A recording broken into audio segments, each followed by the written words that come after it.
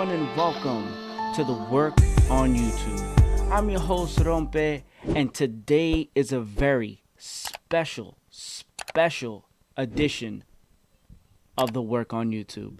Because, like I've been saying the entire offseason, better days and better nights are in the horizon for the New York Mets. And I couldn't be any more happy than today. January 7th, 2021, the Mets have traded for one of the best, if not the best, shortstop in Major League Baseball. And next offseason is the offseason of the shortstops. We're talking about Trevor Story, Javi Baez, Carlos Correa, Corey Seager, to name a few. But the guy we got is none of those guys. I am talking about Francisco Lindor, Mr. Smile. The biggest smile in the game, one of the best hairs in the game. The guy is a five-tool player. He is the infield version of Mookie Betts. Now, it's a little crazy to say that because Mookie Betts is a former MVP. But bro, this is every bit of that impact.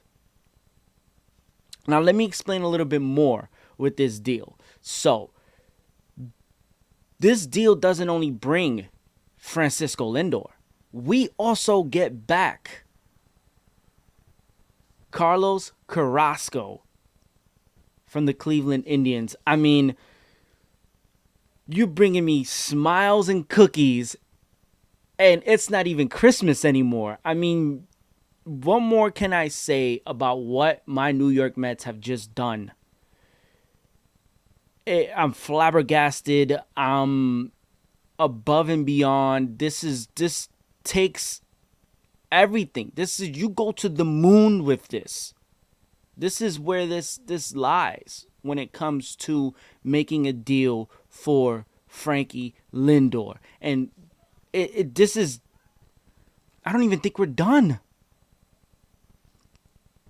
McCann, May, Lindor, Carrasco, and there's more moves to be made on top of what we already have. And so we did get rid of Ahmed Rosario, and we got rid of Andres Gimenez, who Andres Gimenez is a guy that I liked. If you guys have tuned into the podcast, the last podcast we had, I just talked about this specific thing. And in my mind, in the beginning of the offseason, I'm just like, we're going to be in on Lindor. This is a move that is just too good to make. And in the earlier podcasts, in episode 1, episode 2, I talked about those things. Even a little bit in episode 3. I talked about Francisco Lindor coming to the Mets. And I was on board. Like, that move was just going to be made for me. It was always going to be done. But recently, just with the way things were panning out, the way things were looking, and, George Springer asking for, upwards of $175 million, and Trevor Bauer really still out there in the market, I'm just like, the Mets got to jump on this if this is an opportunity. Well, things might or might not be changing. I still think the Mets are going to sign a big-time free agent. It just makes too much sense. That's going to require them going over the luxury tax, which we haven't done. And listen, Steve Cohen just made $1.6 billion in 2020 after he spent $2.4 to get the Mets. I mean, you do the math. He just got back probably more than half. So that just doesn't even begin to just tell you where we're going with this. He said he's serious. The way the front office has been acting, the way they've been making their moves, they're serious. Things are going to change when it comes to the New York Mets. It's going to be serious when it comes to us. We are competing against the Braves to be the best in the National League East. This is the best division in all of baseball. Hands down, the toughest division in all of baseball.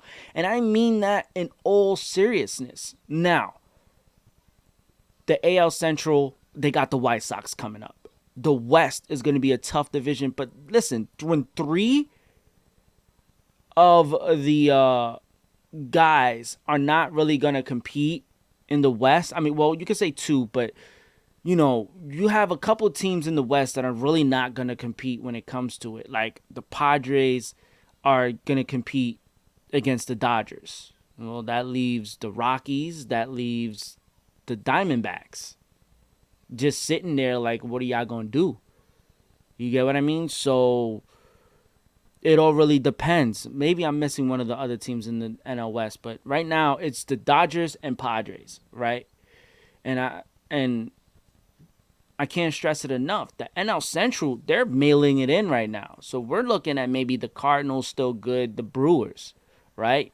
I'm not expecting much with the Cubs really looking to offload some contracts. And I fully still expect the Braves to try to pull something, a rabbit out the hat, really see what the Mets are doing. They need to jump on the wagon to still see Chris Bryant as a sleeper for going to the Braves. It sounds too good for them, you know? But I would hate that. But, you know, the Braves have the prospects to get that done. The AL West, I don't know. The Angels are right now in the hot seat. I can see them pulling off Masahiro Tanaka, and, you know, we still have a move that's to be made today because everybody forgot Sugano. Today's the deadline, and the Mets are supposedly in on him. So if the Mets come away with Sugano, Carrasco, and then we're probably going to get George Springer, I'm satisfied.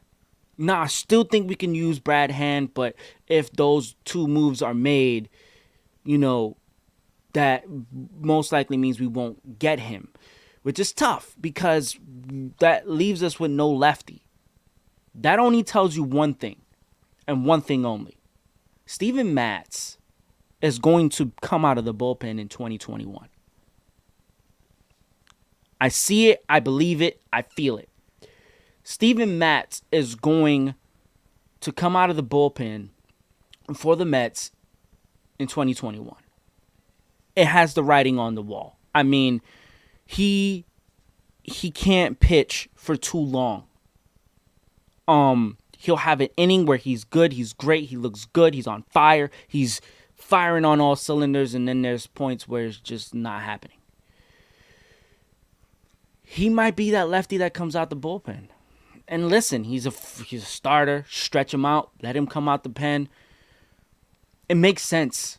I wouldn't be mad. I don't think anybody should be mad if Steven Matz is the guy that comes out of the bullpen, the lefty that comes out of the bullpen for the Mets if we don't get Brad Hand.